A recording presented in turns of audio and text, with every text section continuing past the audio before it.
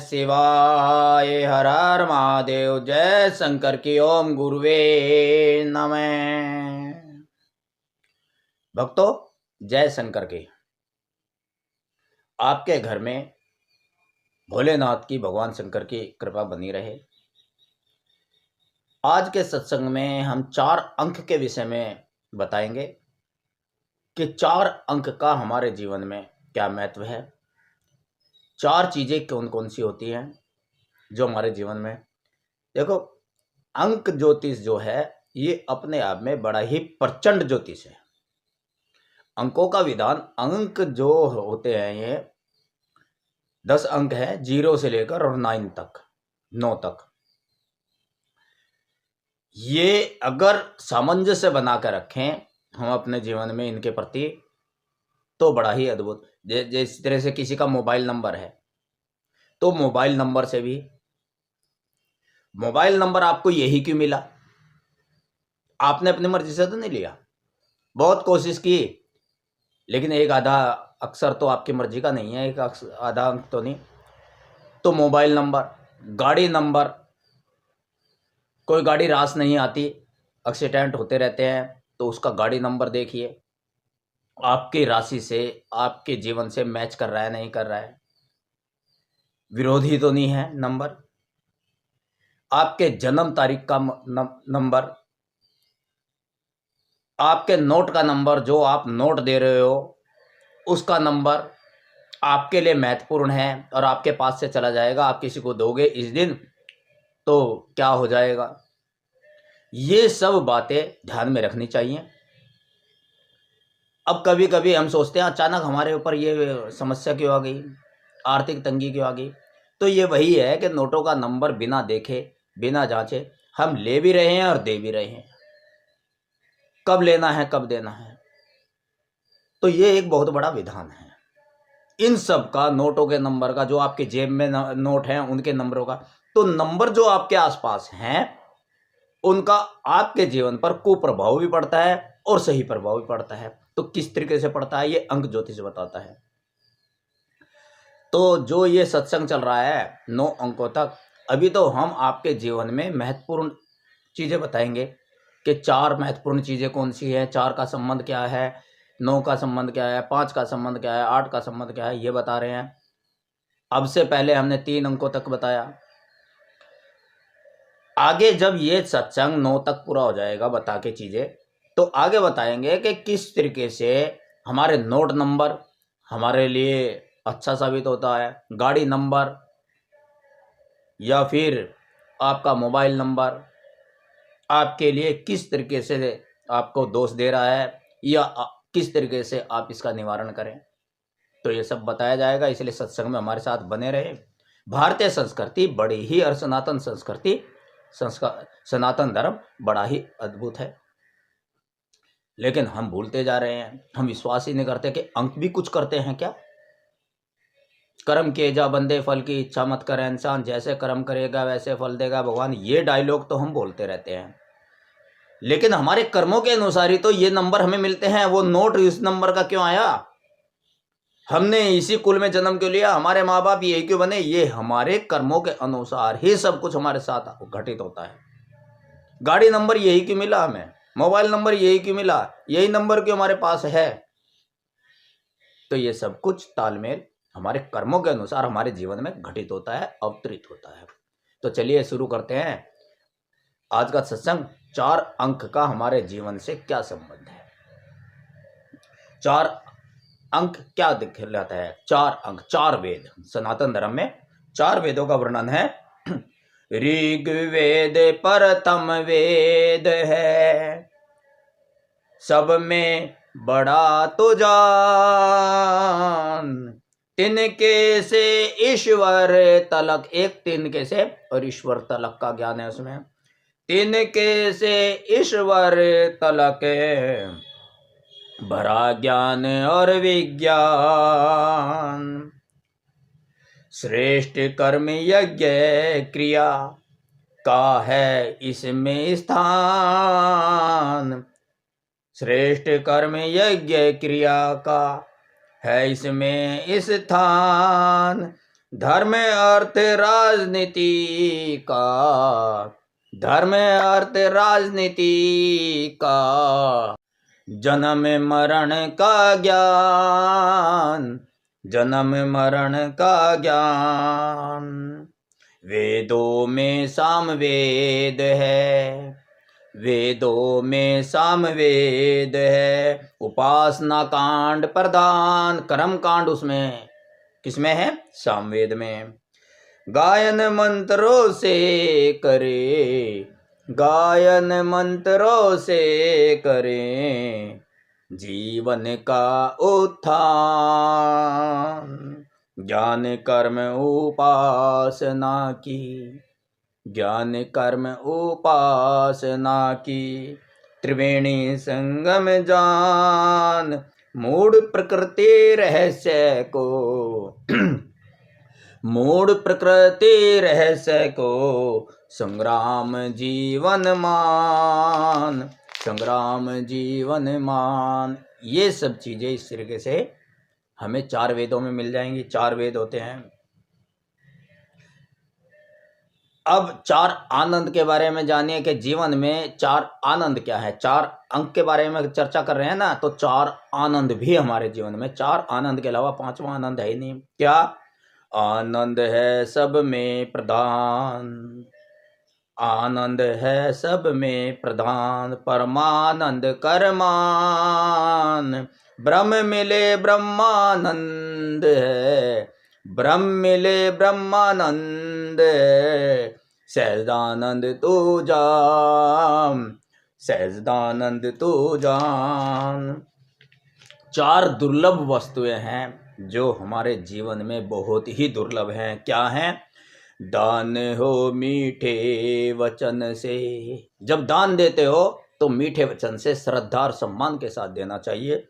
दान हो मीठे वचन से, ज्ञान रहित अंधकार, और ज्ञान नहीं है तो जीवन अंधकार से, दुखों से घिर जाएगा। ज्ञान रहित अंधकार, शौर्य क्षमा से युक्त हो। शौर्य प्रभावशाली व्यक्ति जो भी है, महान व्यक्ति वो होता है जो अक्षमा करता है। ताकतवर व्यक्ति अपने से कमजोर को माफ कर देना चाहिए, तभी उसका शौर्य है।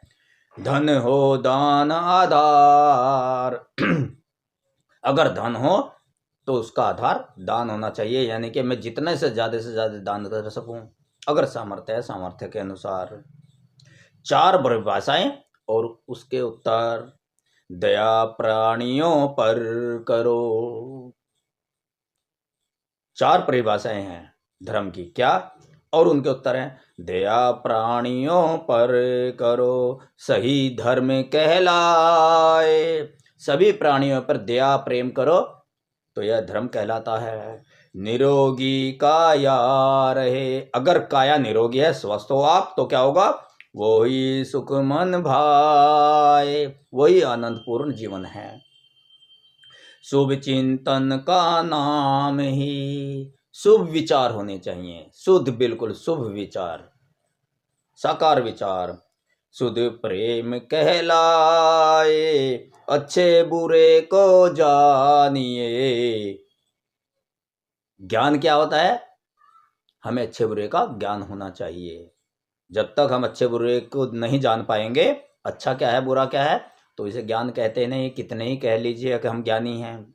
अच्छे बुरे को जानिए, विवेक मन को भाए, विवेक मन को भाए।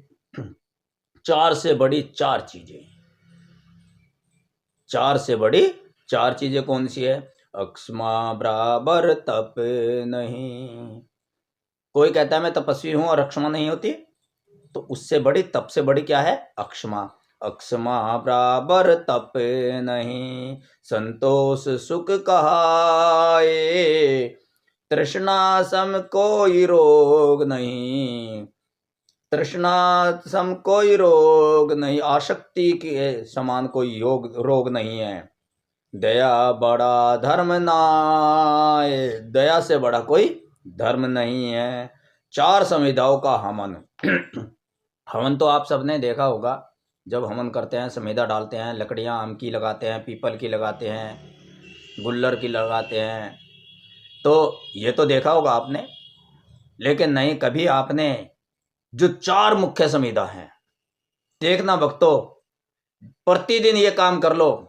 सुबह जब पूजा करते हो तो अग्नि प्रज्वलित करो और 4 आहुति ये इनकी समीधा की दे दो।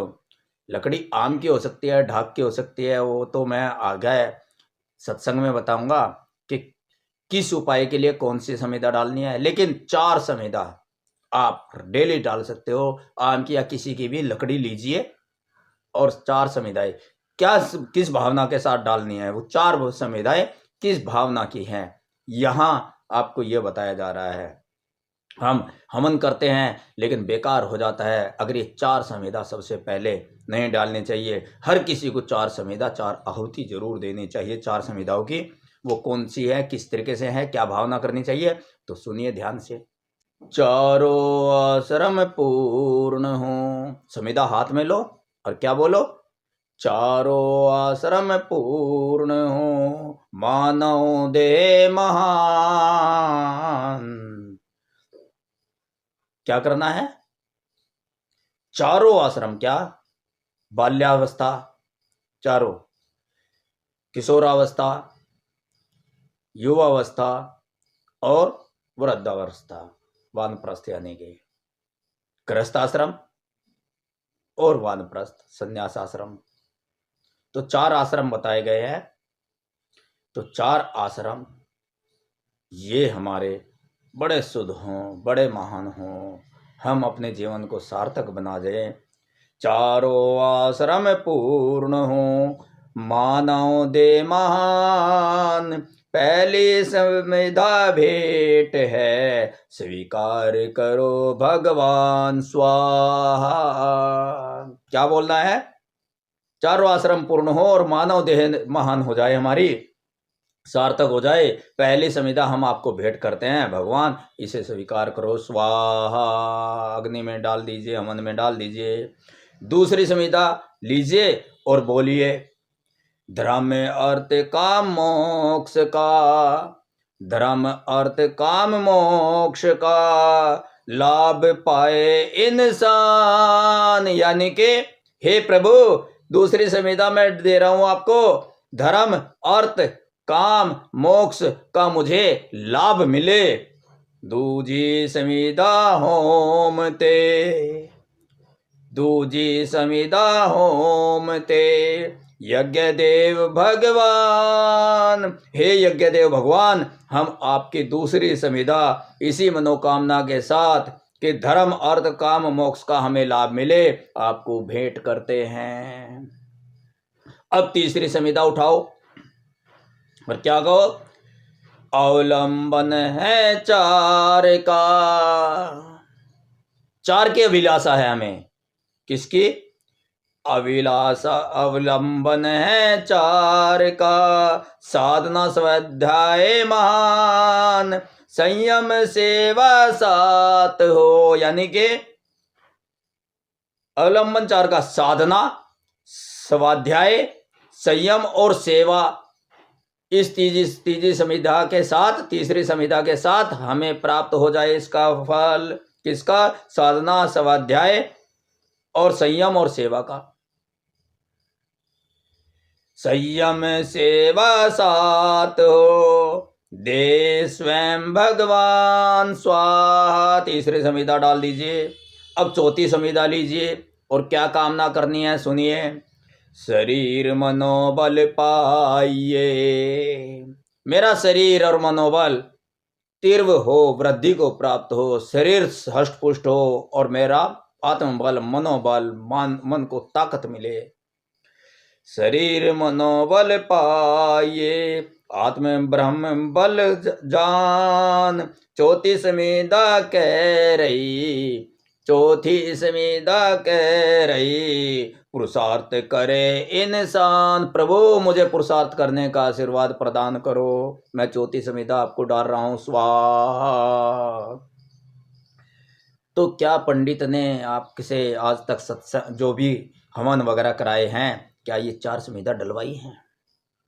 क्या आपने ये 4 संविदा डाली हैं हवन में? क्या इस भावना के साथ हवन किया है? क्या ये 4 संविदाएं इस भावना के साथ आपने डाली हैं? अगर नहीं डाली तो आज तक आपने हवन निरर्थक कर दिया, हवन का फल आपको मिला ही नहीं। तो इसलिए घर में भी आप ये 4 संविधाएं हमेशा डाल सकते हैं, आनंद में जीवन हो जाएगा, देखना आप। तो इसलिए 4 चीज़ों पर ध्यान देना। इन चीज़ों पर यज्ञ भस्म लेपन के 4 स्थान कौन से हैं? यज्ञ संपूर्ण हो गया, आपने वहां से भस्म उठाई, भभूत उठाई, और कहाँ कहाँ लगानी है क्या सुनिए। जमनग्नि ऋषि सुमेर कर सुदुर्लभ नर पाए, मस्तक भस्म धारण करूं माथे पर, मस्तक भस्म धारण करूं शांति सुख मिल जाए। मैं मस्तक पर भस्म धारण कर रहा हूं प्रभु, मुझे शांति और सुख मिल जाए, इस भावना के साथ।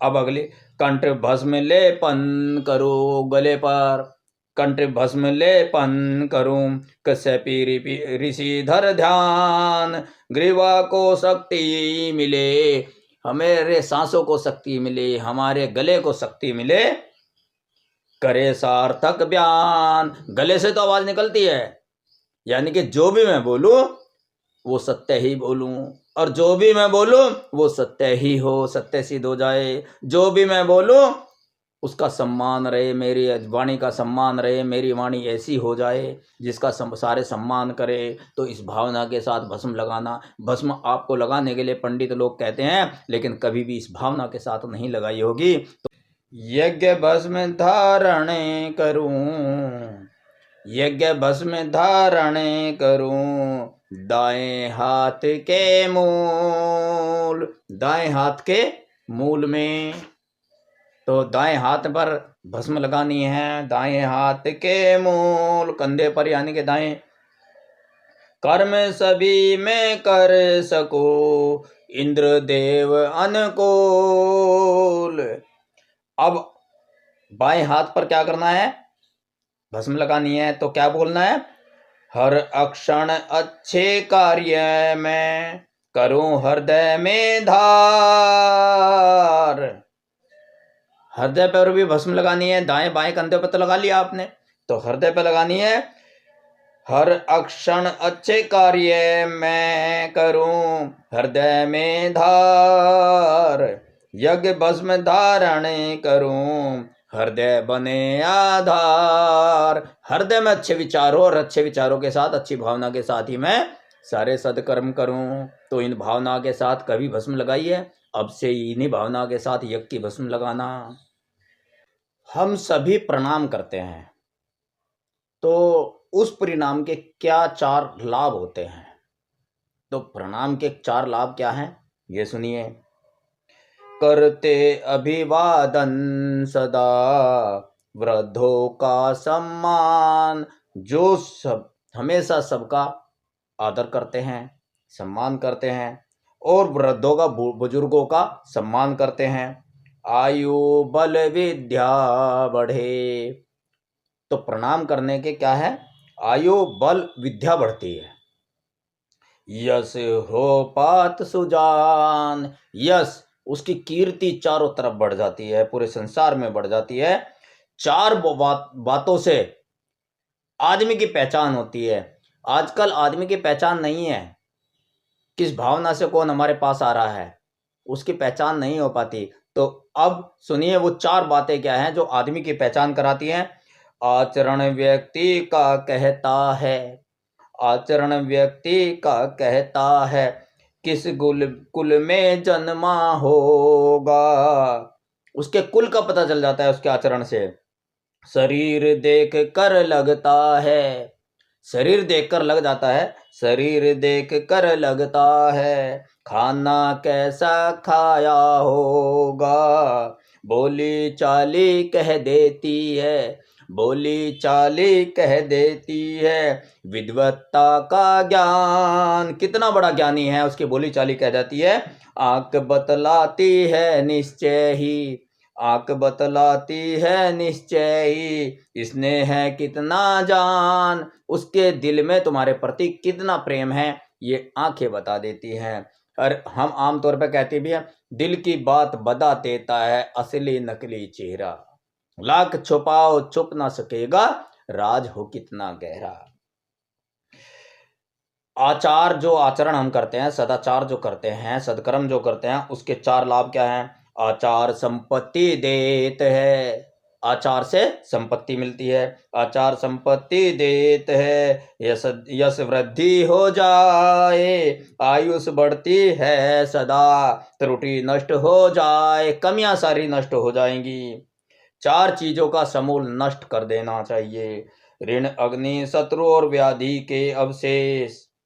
ऋण कभी नहीं रखना चाहिए, अग्नि से दूर रहना चाहिए, अग्नि को शत्रु मानना चाहिए, और व्याधि ऐसा का आचरण, ऐसा खान पान रखना चाहिए जो बीमारी ना हो, इससे रहना चाहिए। नष्ट करे सोई प्रज्ञ, अगर इन 4 शत्रुओं को नष्ट कर लिया, इनसे बचकर रह लिए, पाए सुख हमेशा सुख आनंद से रहेगा।